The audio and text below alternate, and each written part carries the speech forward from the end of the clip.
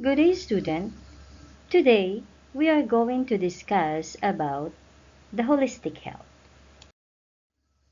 Health is a state of complete harmony of the body, mind, and the spirit. When one is free from physical disabilities and mental distraction, the gates of soul open. Concept of holistic health. We have heard a lot about good health and its importance for growing girls and boys like you. If you are sick, you cannot do things other people do. We should not only think of health as a condition of being free from physical illness or injury because it is understood to be holistic. When we talk about good health, we consider the state of entire person, the physical, mental, emotional, social, and normal well-being. Dimension of holistic health. Good health is not only being physically active.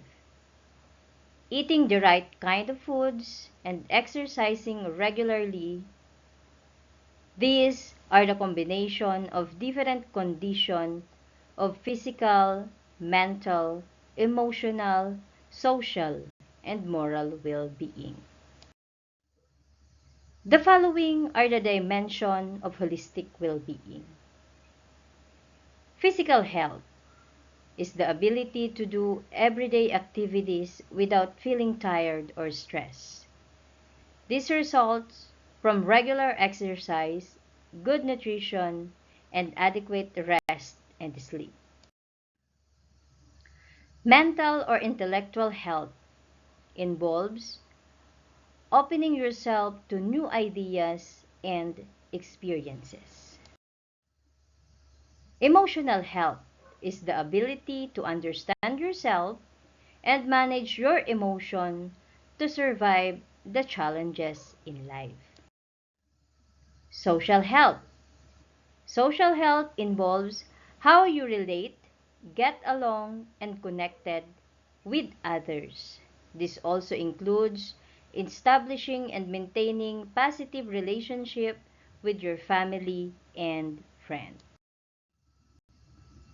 Moral spiritual health is the ability to live in peace and harmony. This includes being at peace with yourself, your neighbor, and your religion. This may be achieved by being more forgiving and concerned and less critical of others. And now, we are going to proceed in your activity.